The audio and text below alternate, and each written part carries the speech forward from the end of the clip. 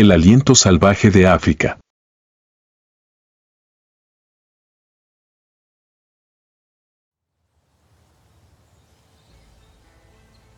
En la vasta sabana africana, donde los suaves rayos del sol matutino cubren las doradas praderas, comienza un nuevo día. Cada suave brisa sopla, trayendo consigo el aroma de la tierra seca, el aroma de la hierba y el aroma de la vida en movimiento.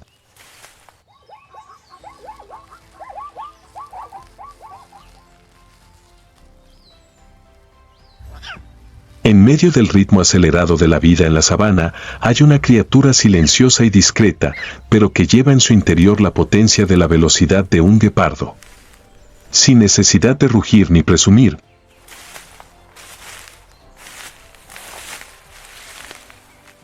parece un viento que aparece y desaparece entre las olas de hierba dorada.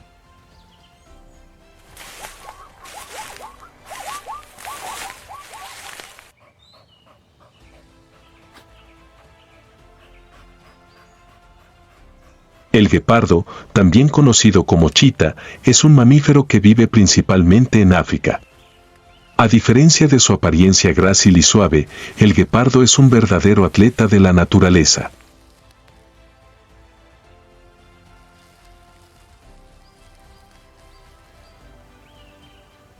Con un cuerpo esbelto, patas largas y una cola que se balancea al girar a gran velocidad, puede correr a más de 100 km por hora y acelerar en tan solo unos segundos.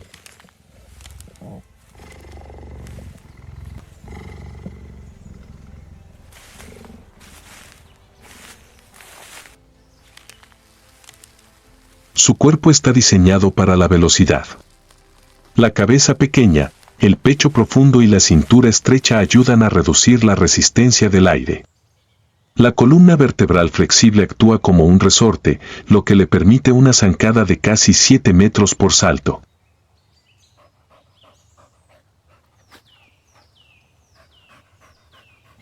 Los ojos frontales proporcionan una visión precisa, lo que ayuda a rastrear presas a largas distancias.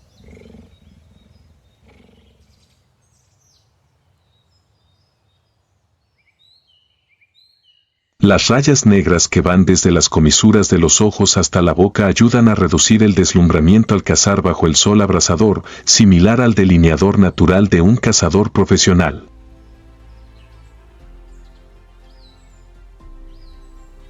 Las garras no son retráctiles, como las de los perros, lo que les ayuda a agarrarse al suelo al acelerar. La cola larga actúa como un timón, manteniéndole en equilibrio cuando necesita cambiar de dirección repentinamente.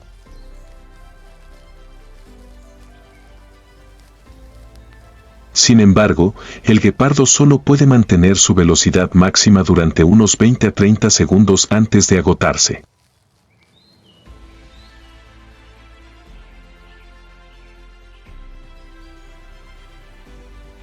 La velocidad es una ventaja, pero también un límite. Cada cacería es una apuesta arriesgada, donde incluso el más mínimo error puede dejar al depredador con las manos vacías. El sol sale gradualmente, proyectando una luz dorada sobre cada parche de hierba seca. En un rincón tranquilo de la pradera, bajo un denso arbusto, una pequeña familia se refugia en silencio.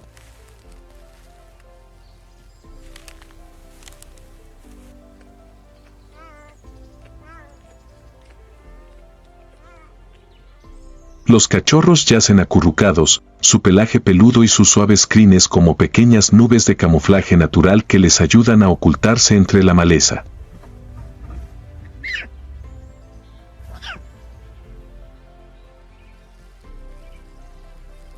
Sus ojos inmaduros se abren de vez en cuando, mirando el mundo con curiosidad y expectación.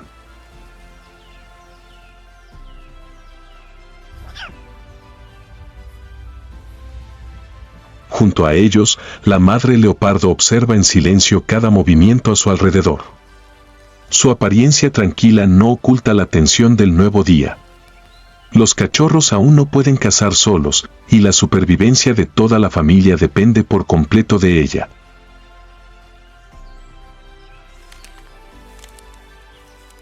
Cuando el viento cambia de dirección y la luz del sol empieza a ser más intensa, la madre leopardo se levanta y abandona el arbusto. Su paso es suave como la brisa, pero sus oídos siempre están atentos y sus ojos no se apartan del objetivo lejano.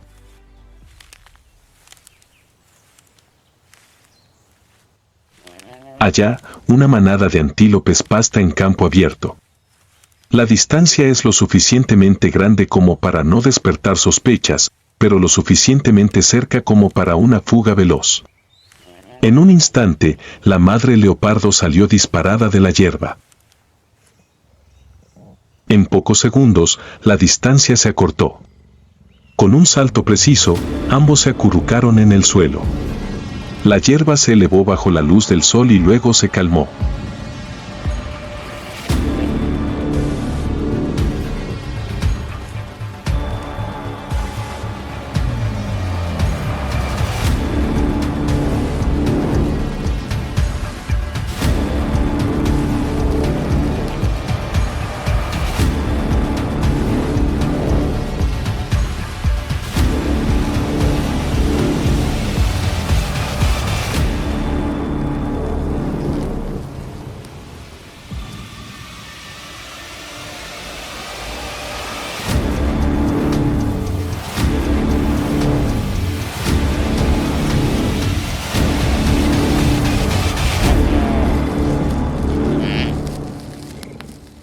La caza había terminado.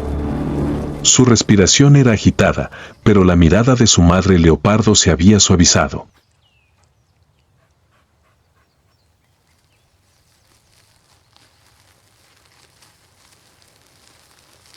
La comida de los cachorros esperaba a ser devuelta.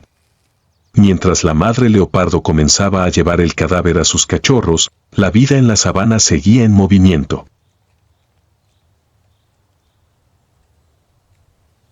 A lo lejos, una manada de elefantes cruzaba lentamente la pradera, dejando tras sí grandes huellas profundamente impresas en el suelo seco y agrietado.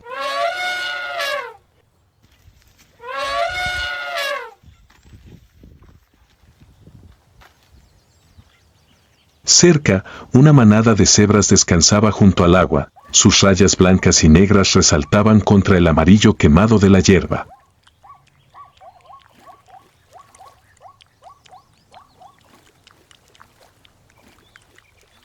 Siempre estaban alerta porque dondequiera que hubiera guepardos, también podía haber leones, hienas o licaones africanos acechando.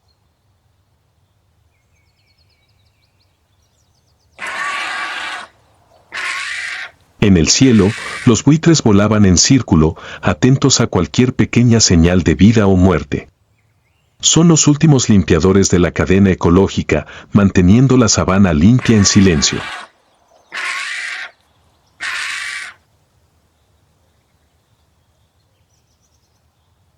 A lo lejos, donde la sabana da paso gradualmente a las escarpadas laderas rocosas de las tierras altas de Etiopía, se abre otro mundo, fresco, ventoso y salvaje.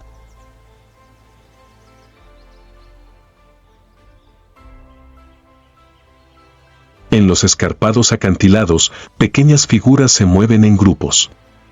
Son monos gelada, una especie de primate única que solo se encuentra en las montañas de Etiopía, donde la altitud puede superar los 3.000 metros sobre el nivel del mar.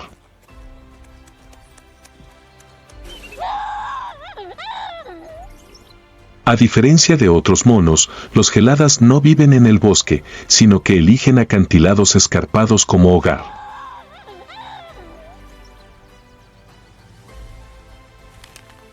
Su grueso pelaje marrón oscuro les ayuda a soportar el frío aire de las tierras altas.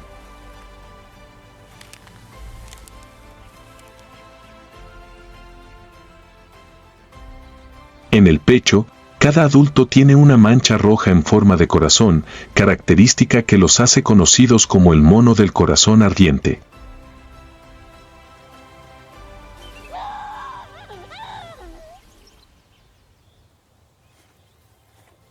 Los geladas no comen fruta ni carne como muchos otros primates.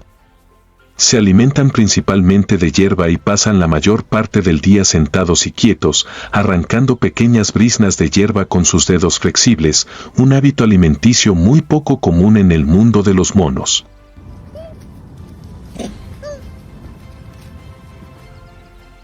Viven en grupos grandes, a veces de varios cientos de individuos, pero la estructura social interna es extremadamente estrecha.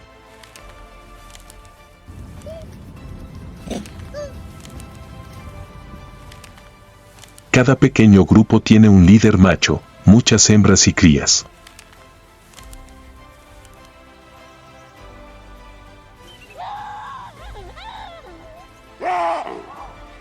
Los machos compiten ferozmente por el liderazgo, pero rara vez se producen batallas sangrientas, la mayoría son simples demostraciones de poder mediante rugidos y movimientos ostentosos.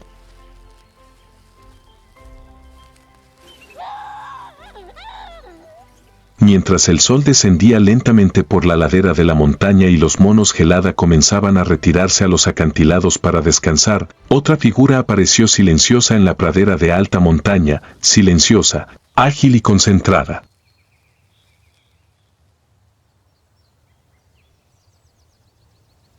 Era el lobo etíope, el lobo más raro del mundo y uno de los depredadores máximos de esta región montañosa.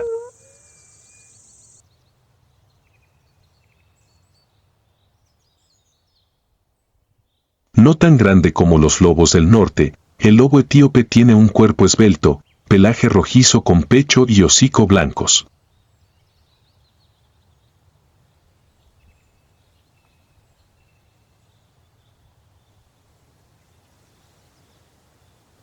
Sus grandes orejas siempre están erguidas, atentas a cualquier pequeño sonido, y sus ojos agudos siempre observan el suelo como si buscaran algo.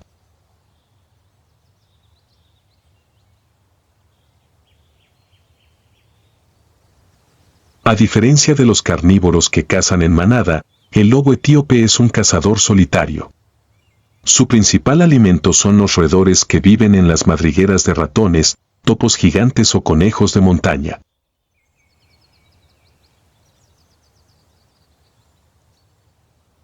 El más leve crujido bajo la hierba también puede ser señal de comida.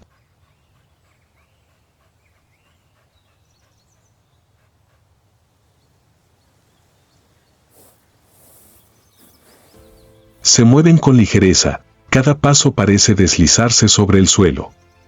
Cuando avistan una presa, se abalanzan sobre ella, arañando con fuerza para cavar agujeros o bloquear rutas de escape.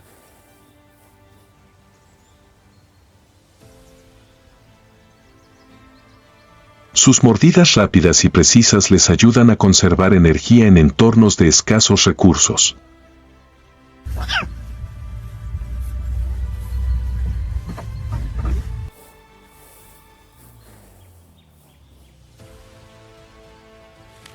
Los lobos etíopes viven en pequeños grupos familiares, donde una pareja dominante de padres y sus crías de camadas anteriores ayudan a criar a sus crías.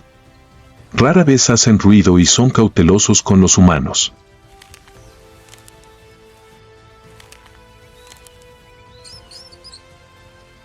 En esta tierra ancestral, donde el cielo está más cerca de la tierra, los monos gelada,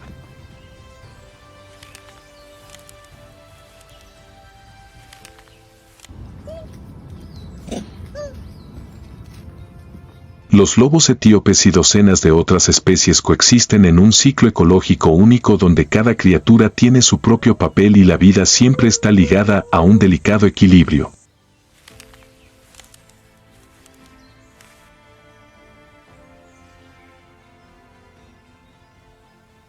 En medio de los escarpados acantilados de las montañas Simien, una silueta silenciosa se mueve con gracia por cada ladera, la cabra montés de Balia, una cabra montés endémica de Etiopía.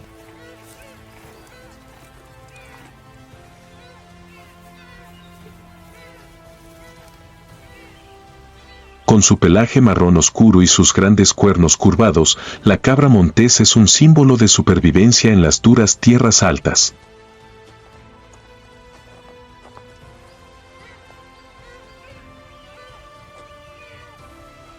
Sus cuerpos están perfectamente adaptados al terreno accidentado, patas cortas y fuertes y pezuñas con almohadillas de agarre que les permiten moverse con facilidad sobre rocas escarpadas. Viven en pequeños grupos, alimentándose de hierbas y arbustos que crecen dispersos entre las rocas. Los depredadores rara vez se acercan a las alturas y laderas donde habita la cabra montés, lo que hace que los lugares más peligrosos sean los más seguros. Mientras la cabra montés vive apaciblemente entre las rocas y el viento, en una ladera herbosa cercana, el ambiente empieza a tensarse.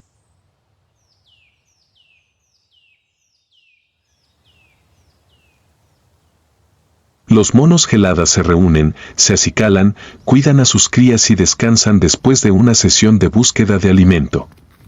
Pero no todos en el grupo están relajados.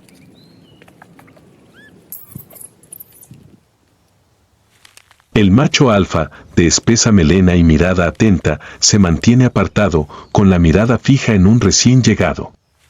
Un macho extraño, joven, fuerte y ambicioso, acaba de entrar en el grupo.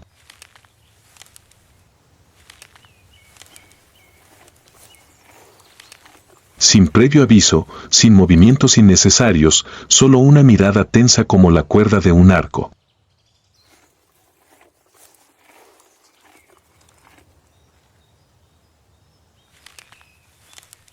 El silencio entre los dos individuos se extendió rápidamente por todo el grupo. Las hembras apretujaron a las crías, los machos que las sujetaban retrocedieron unos pasos.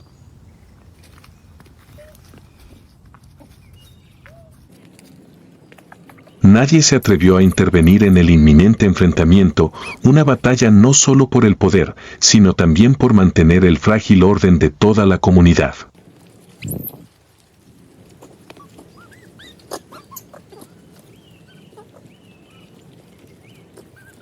En medio del espacio abierto, dos machos se enfrentaban. Uno era viejo, el otro joven y ambicioso.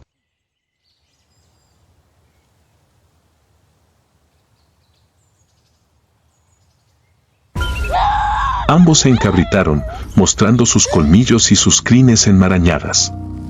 Se escuchó un gruñido bajo, acompañado de una demostración de fuerza, tensa como la cuerda de un arco. De repente, el líder cargó hacia adelante. Un fuerte choque, polvo en el aire.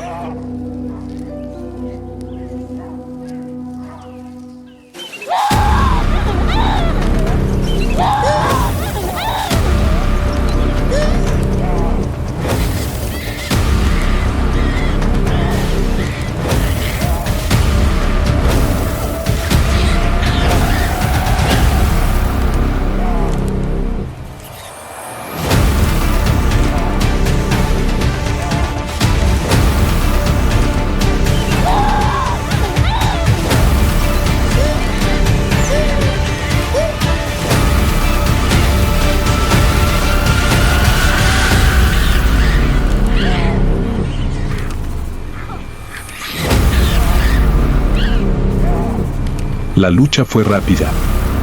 El joven macho fue empujado hacia atrás, jadeando, y luego retrocedió.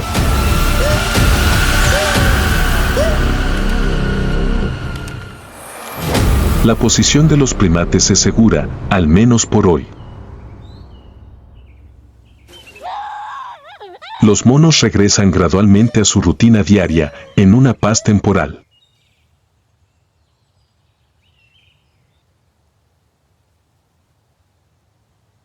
Al caer la noche sobre las montañas Imien, la suave brisa trae los ecos del reciente enfrentamiento. Los monos gelada han encontrado su lugar de descanso para pasar la noche y las tierras altas están tranquilas. A miles de kilómetros de distancia, al otro lado del océano, en la isla de Madagascar, se abre un mundo completamente diferente.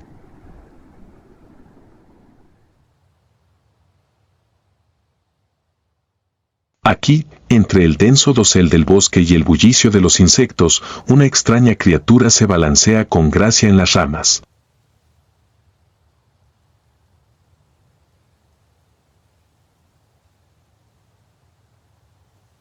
Aquí, en los típicos bosques secos, una extraña criatura salta ágilmente entre los árboles bajos. Con su larga cola salpicada de rayas blancas y negras, el lémur de cola anillada es un símbolo distintivo de Madagascar.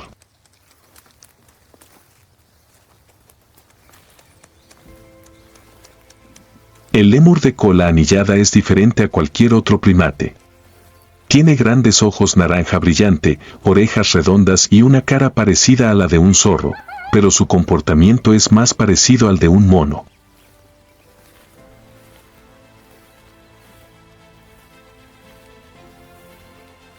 A diferencia de muchos otros lémures que viven en los árboles, los lémures de cola anillada pasan la mayor parte del tiempo en el suelo.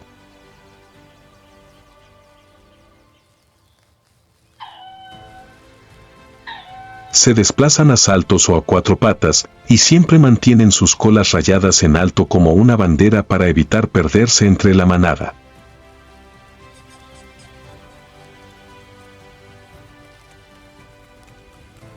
Viven en grupos de 10 a 30 individuos, donde las hembras desempeñan un papel dominante, una estructura social poco común en el mundo de los primates.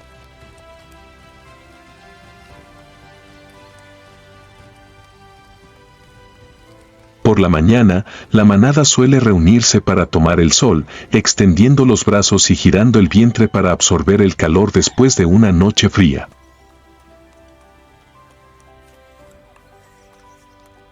Su alimento principal son frutas, hojas tiernas y, a veces, insectos.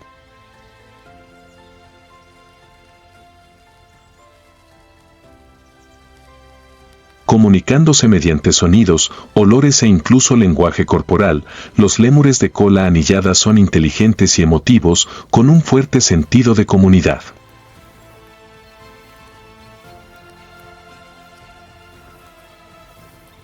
Aunque son un símbolo de Madagascar, los lémures de cola anillada están en grave declive debido a la deforestación, la caza y el comercio ilegal.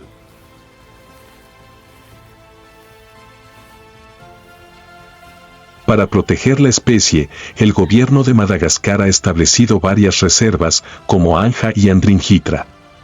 Las organizaciones internacionales también apoyan la investigación, la restauración forestal y la concienciación comunitaria. Algunos programas de conservación y ecoturismo ayudan a la población local a tener medios de vida sostenibles, lo que contribuye a reducir la presión sobre el medio ambiente.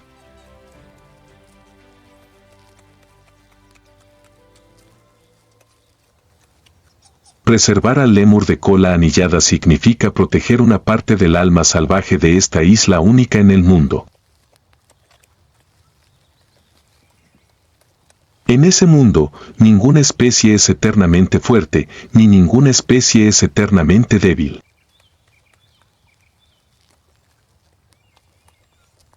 Solo las criaturas que saben escuchar el pulso de la naturaleza, que saben adaptarse a las estaciones y que saben cómo resistir tras el fracaso pueden continuar.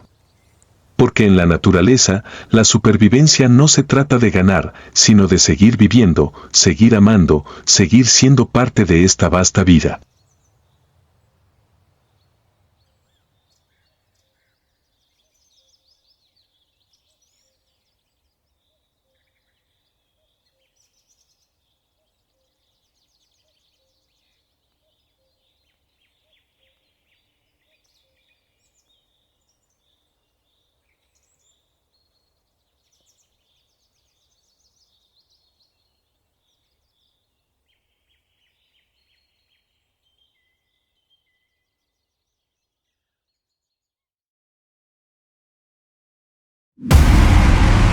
El sol sale sobre la sabana de Kenia, marcando el comienzo de un gran viaje. En el cielo, los pelícanos blancos viajan miles de kilómetros desde Europa y aterrizan en lagos salados. Bajo tierra, cebras y ñus avanzan como ríos vivos hacia el Masai Mara, donde la muerte acecha en cada arroyo y arbusto. Pero no es solo la naturaleza la que decide el destino de todas las especies. En los bosques abiertos, los cazadores furtivos acechan, esperando el momento de acabar con la vida de una madre rinoceronte. Se escuchó un disparo y una criatura gigante cayó, dejando a un niño pequeño solo en este mundo duro. Esto es Kenia, donde la vida y la muerte chocan, donde continúan las migraciones y donde la naturaleza lucha por sobrevivir frente a la codicia humana.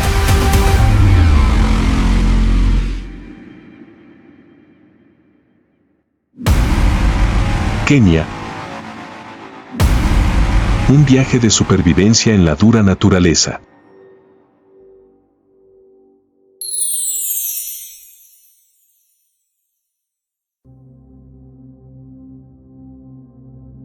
Cuando los primeros vientos fríos soplan a través de los Balcanes,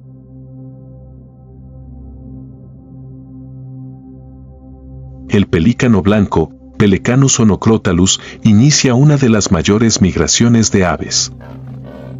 Desde los lagos y humedales del este de Europa, despegan hacia el sur, recorriendo miles de kilómetros para escapar de los duros inviernos, buscando aguas más cálidas en África.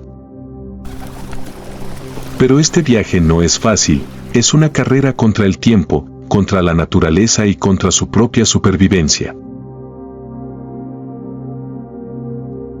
A finales del verano, cuando las fuentes de alimento empiezan a escasear y el agua se congela poco a poco, grandes bandadas de pelícanos blancos se van reuniendo en los grandes lagos de los Balcanes, como el lago Prespa, Macedonia del Norte, Albania, Grecia o el río Danubio. Esperan la señal de los pájaros líderes, los individuos más experimentados, los pioneros que han hecho este viaje muchas veces antes. Cuando llega el momento adecuado, la bandada despega y vuela en formación de V para reducir la resistencia del viento.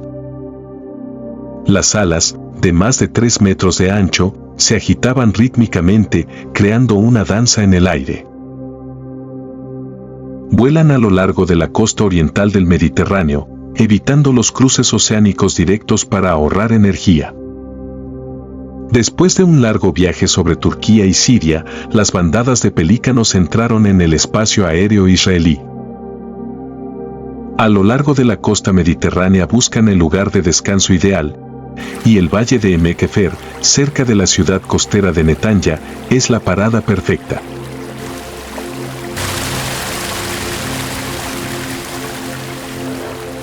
Aquí existen embalses artificiales que proporcionan abundantes recursos pesqueros, convirtiéndose en una importante estación de tránsito en el viaje migratorio. Cada año, decenas de miles de pelícanos blancos se detienen aquí para descansar y recargar energías.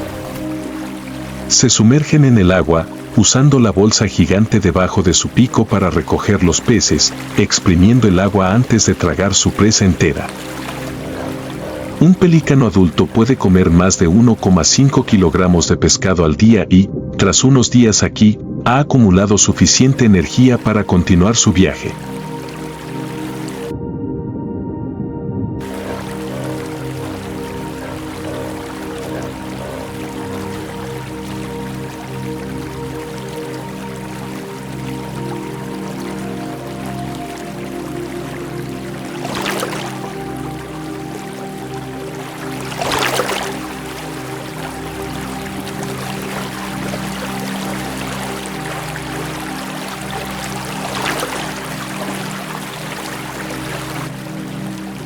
Pero este lugar no es completamente seguro.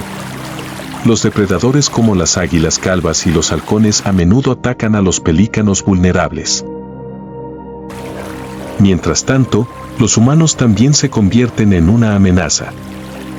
Algunos agricultores consideran que los pelícanos suponen una amenaza para la acuicultura, lo que a veces provoca conflictos entre aves y seres humanos.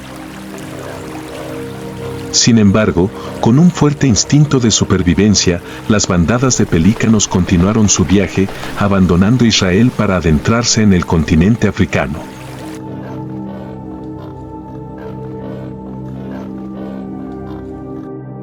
Saliendo del Mediterráneo, los pelícanos entraron en África.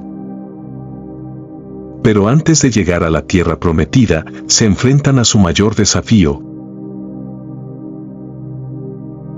el desierto del Sáhara, una tierra muerta que se extiende por miles de kilómetros, donde las temperaturas diurnas pueden alcanzar los 50 grados centígrados. Aquí el agua y la comida son casi inexistentes. Las bandadas de pelícanos deben volar a grandes altitudes para aprovechar las corrientes de viento, minimizando el consumo de energía. Pero no todos los niños pueden pasar. Las aves más débiles, más viejas o heridas pueden quedarse atrás, siendo víctimas de las duras condiciones. Las tormentas de arena repentinas también pueden alterar las formaciones, provocando que las bandadas se pierdan unas a otras. Sin embargo, si lograban cruzar el Sáhara, su recompensa eran las fértiles tierras del este de África, donde les esperaban grandes lagos, vastas praderas y abundantes fuentes de alimentos. Después de semanas en el aire, a miles de kilómetros de distancia, los pelícanos finalmente llegaron al lago Nakuru, una de las joyas del Gran Valle del Rift de Kenia.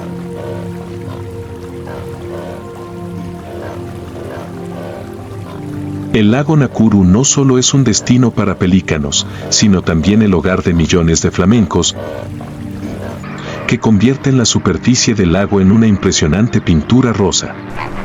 Este es un paraíso para los pelícanos, hay abundante agua, muchos peces y no hay depredadores importantes. Aquí, los pelícanos pueden descansar después de su arduo viaje y comenzar una nueva temporada de reproducción. Construyen sus nidos en pequeñas islas en medio de lagos o en tierras costeras, donde están más a salvo de depredadores como leopardos y hienas. Las parejas de pelícanos realizan rituales de apareamiento, cuidan sus huevos y crían a la siguiente generación. Polluelos que pronto tendrán la edad suficiente para emprender el viaje de regreso a los Balcanes con la bandada en primavera.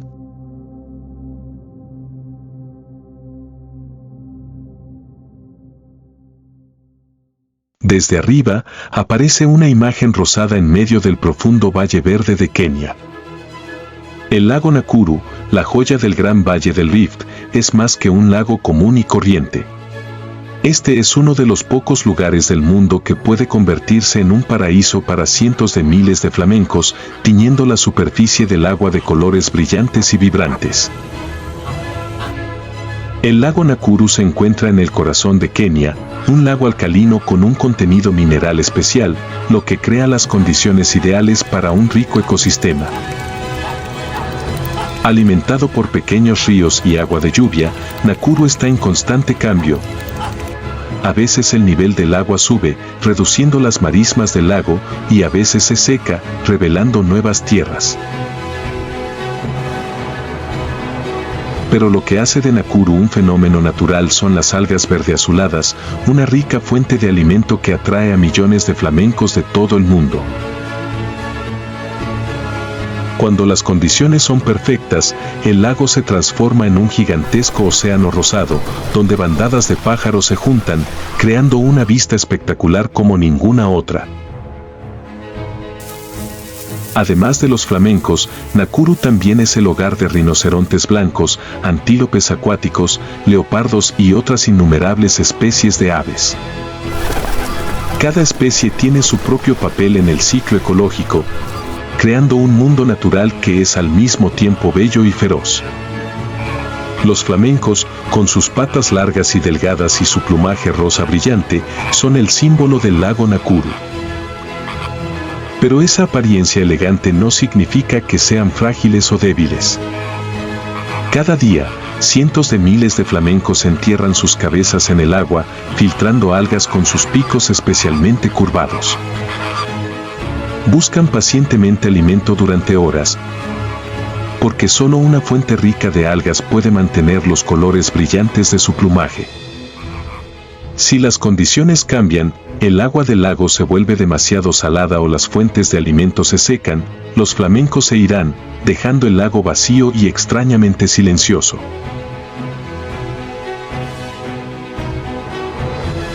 A medida que la estación seca se hace más fuerte en la sabana de Kenia, el lago Nakuru comienza a transformarse. Las fuentes de agua se fueron estrechando poco a poco, el lodo de las orillas del lago se secó y la cantidad de algas verdes, la principal fuente de vida de los flamencos, empezó a disminuir. Esta fue una señal inequívoca, había llegado el momento de emigrar. Como por una orden invisible, decenas de miles de flamencos despegaron al mismo tiempo, pintando brillantes remolinos de color rosa en el cielo.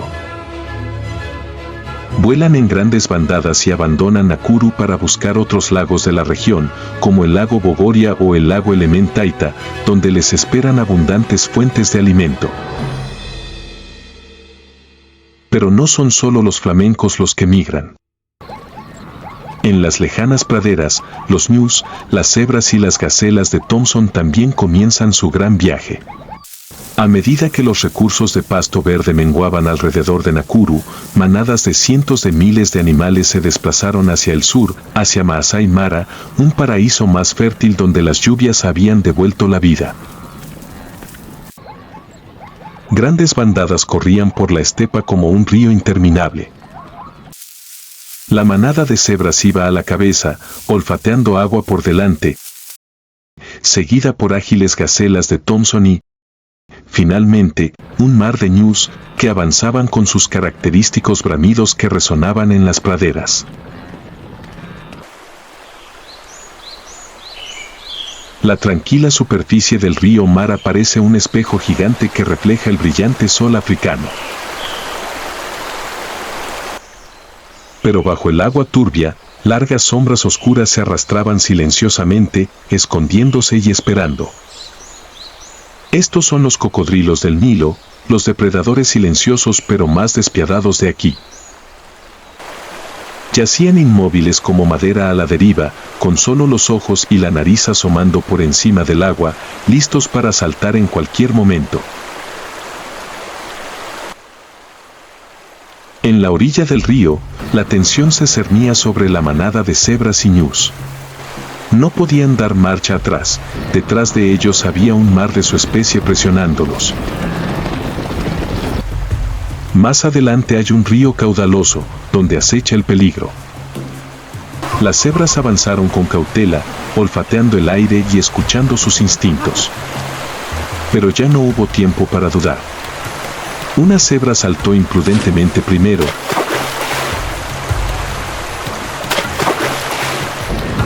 Toda la manada pareció activarse, cientos, miles de otras también saltaron, creando una ola animal caótica en medio del agua que corría.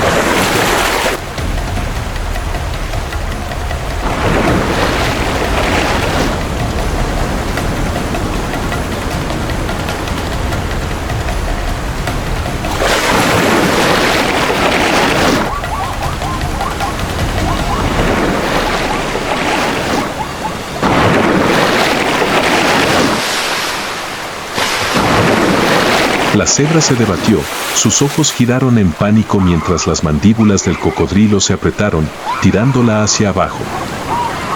Pero esa no es la única presa. Una cría de ñu que nadaba más lentamente fue atacada por otro cocodrilo. Las mandíbulas de acero se estrellaron contra sus patas traseras, arrastrándolo hasta el fondo del río. El antílope se debatió en pánico, pero segundos después apareció otro cocodrilo, y luego otro. Giran, realizando el infame giro de la muerte, destrozando a sus presas en pedazos bajo el agua roja. En la superficie del río, los afortunados animales seguían nadando frenéticamente hacia la otra orilla, donde les esperaba la seguridad. Los cocodrilos restantes continuaron avanzando, atrapando a las presas lentas, mientras que los saciados se retiraron silenciosamente a aguas más profundas, esperando la siguiente migración. Y así, el río Mara fue testigo de una escena sangrienta, un lugar donde la supervivencia es solo para los más fuertes, donde la naturaleza no tiene lugar para la piedad. Cuando el último casco tocó el barro húmedo del otro lado del río, la manada de cebras y ñus no se detuvo ni un segundo. Todavía temblaban por la pesadilla del río Mara, pero más adelante se abría otro mundo, una extensión interminable de exuberantes praderas verdes bajo un cielo azul profundo. El olor de la hierba nueva llenó sus pulmones y mentes, despertando sus instintos más profundos: comer, reproducirse y continuar el ciclo de la vida. Uno a uno, salieron con cautela de la orilla fangosa del río, mientras sus ojos exploraban constantemente la nueva tierra. Pero cuando se dio cuenta de que ese lugar era temporalmente seguro, su ansiedad desapareció gradualmente.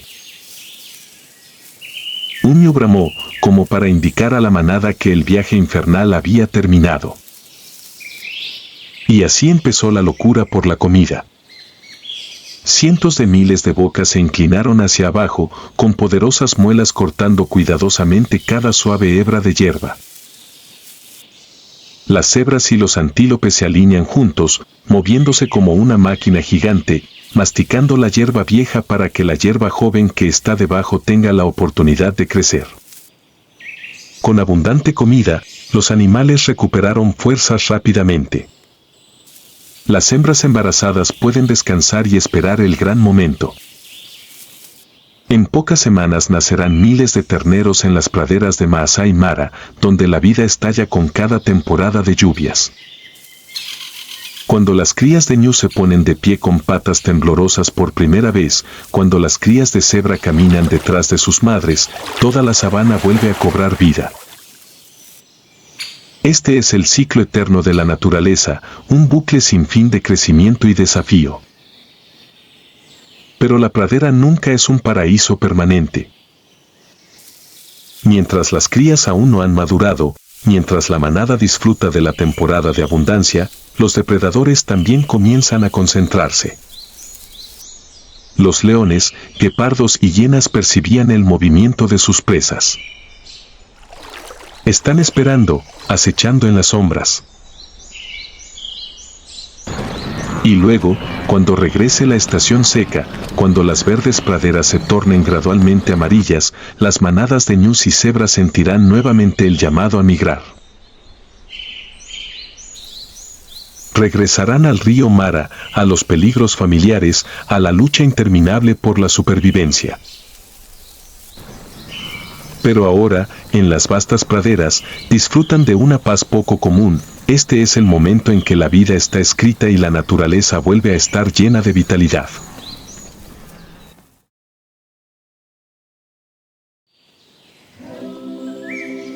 Lejos de las vastas praderas de Maasai Mara, donde manadas de ñus y cebras aún disfrutan de su abundante temporada, se esconde otro mundo, más salvaje, más misterioso. Los bosques abiertos y las llanuras de matorrales de Kenia son el hogar de una de las mayores criaturas sobrevivientes de tiempos prehistóricos, el rinoceronte. Con sus pieles que parecen armaduras, sus cuernos majestuosos y su paso lento pero poderoso, son los guerreros silenciosos de África, sobrevivientes en un mundo en constante cambio. En Kenia, hay dos especies principales de rinoceronte, el rinoceronte blanco y el rinoceronte negro. El rinoceronte blanco es más grande, más dócil y a menudo se lo encuentra en vastas praderas, mientras que el rinoceronte negro es más pequeño, más misterioso y prefiere esconderse en bosques densos. A pesar de su apariencia descomunal, ambos son maestros de la supervivencia, con suficiente fuerza para volcar un jeep si se ven amenazados. Pero su mayor enemigo no viene de la naturaleza, sino de los humanos.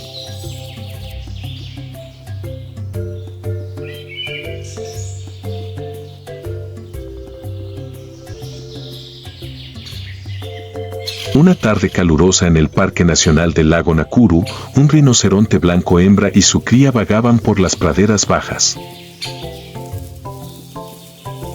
Cada uno de sus pasos hacía temblar levemente el suelo, sus grandes orejas se movían constantemente para escuchar los sonidos del entorno.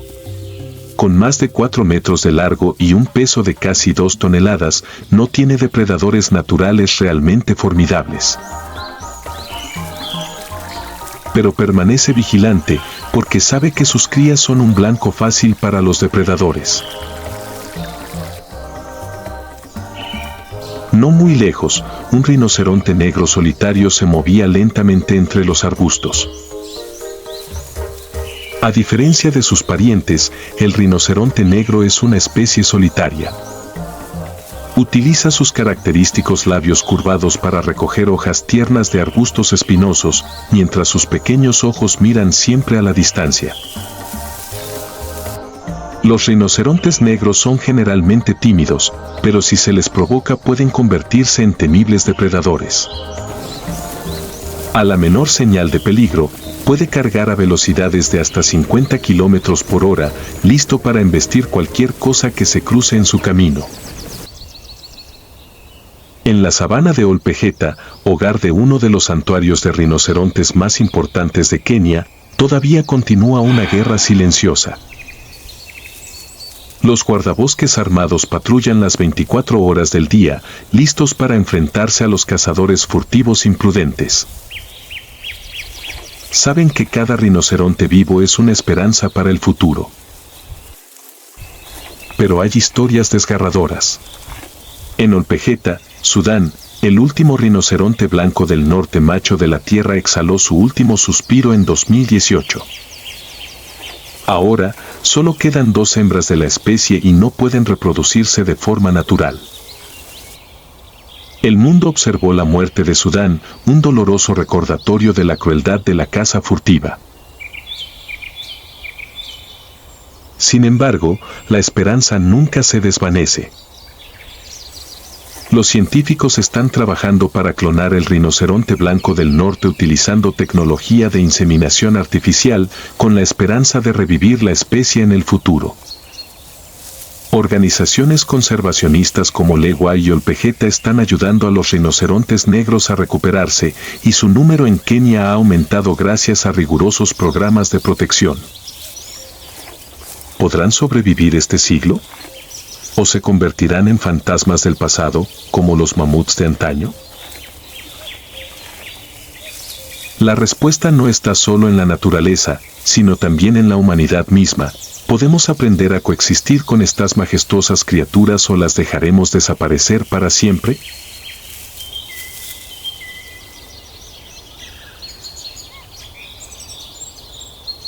El sol de Kenia caía sobre la vasta sabana. Bajo la intensa luz del sol, los bosques dispersos y las praderas secas se extienden interminables, creando una imagen natural salvaje pero también dura. A lo lejos, manadas de ñus y cebras se movían lentamente, levantando polvo bajo sus pesadas pisadas. Pero en un claro cerca de la reserva, había una imagen diferente, una madre rinoceronte guiando a su bebé, caminando lentamente hacia el claro en busca de agua. La madre rinoceronte gigante, su gruesa piel gris marcada con las cicatrices del tiempo. Sus grandes orejas se movían ligeramente, escuchando constantemente los sonidos que lo rodeaban. Caminando muy cerca de su madre, el bebé rinoceronte trotaba con sus ojos redondos llenos de curiosidad. Con solo unos meses de edad, todavía no comprende del todo los peligros de este mundo. Para él, su madre lo era todo, la única seguridad en ese desierto.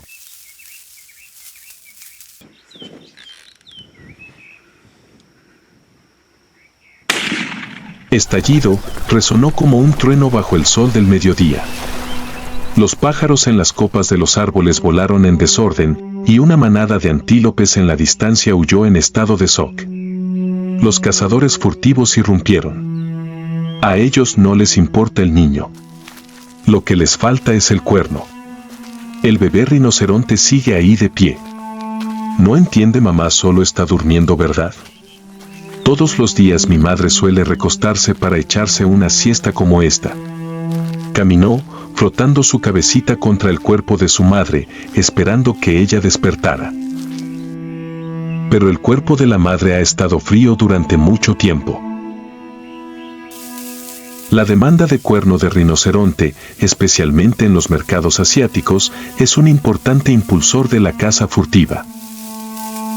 Los conceptos erróneos sobre las propiedades medicinales del cuerno de rinoceronte han aumentado su demanda y valor en el mercado negro. La caza furtiva de fauna silvestre es una práctica inhumana que causa graves daños al medio ambiente y a la biodiversidad.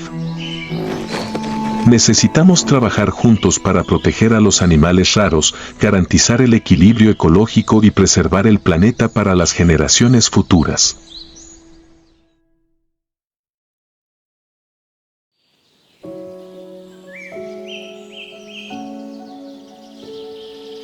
El sol de la mañana acababa de salir del horizonte de Kenia, tiñendo de dorado los vastos campos de arroz a lo largo del lago Victoria.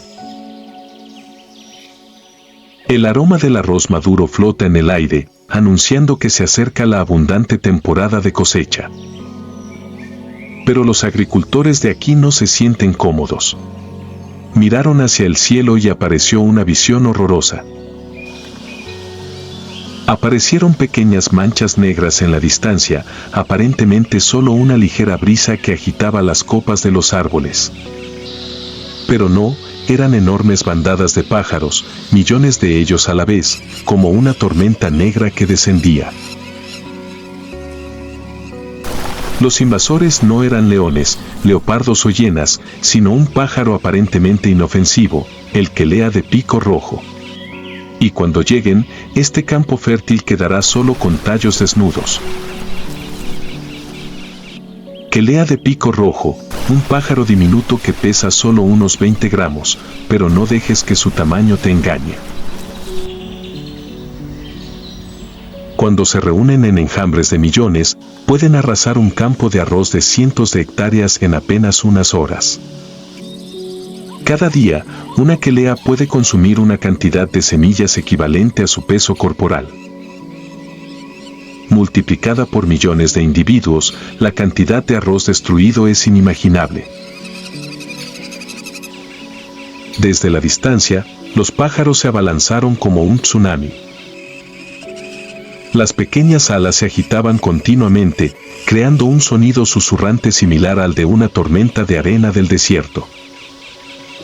Aterrizaron en cada espiga de arroz, sus bonitos picos rojos agarraron el tallo con fuerza, rompiendo cada grano de arroz, aplastándolo todo en un abrir y cerrar de ojos. Los campesinos no podían hacer más que permanecer impotentes, pues ¿cómo podrían los humanos luchar contra un número tan aterrador de ejércitos voladores? La gente de Kisumu no puede quedarse de brazos cruzados. Se desplegaron medidas de protección tradicionales, espantapájaros, tambores, falsas explosiones. Pero los quelea no tenían miedo. Se han adaptado a los humanos, aprendiendo a ignorar estas viejas amenazas. A medida que los arrozales se fueron deteriorando, el gobierno keniano se vio obligado a intervenir con la medida más drástica, la fumigación aérea de pesticidas. Los helicópteros sobrevolaban los campos y arrojaban nieblas químicas mortales. Millones de queleas envenenadas cayeron al suelo como una lluvia de pájaros muertos. Varios otros animales, halcones, búhos e incluso ganado, también se han visto afectados por comer cadáveres de aves envenenadas. En esta guerra, la naturaleza también sufrió grandes pérdidas. Pero a pesar de los esfuerzos humanos, la quelea sobrevive. Han sobrevivido durante miles de años en los duros entornos de África y, cada vez que son exterminados, se reproducen más rápido que nunca. Cada año, una quelea puede poner hasta 10 huevos, y con cantidades tan grandes, incluso si se destruyen millones, todavía habrá millones más listos para continuar la barrida. Los kenianos se enfrentan a una amarga verdad: no pueden erradicar la ave por completo. Solo pueden encontrar formas de vivir con ellos. Se están explorando varias medidas nuevas: el uso de aves rapaces como los halcones para controlar las poblaciones de quelea o el desarrollo de variedades de arroz más resistentes. Pero aún es una guerra larga, una batalla sin fin. ¿Podemos derrotar a un león, pero podemos derrotar a millones de pajaritos? La respuesta sigue sin respuesta, entre los arrozales caídos y las pequeñas alas que aún aletean en el cielo de Kenia.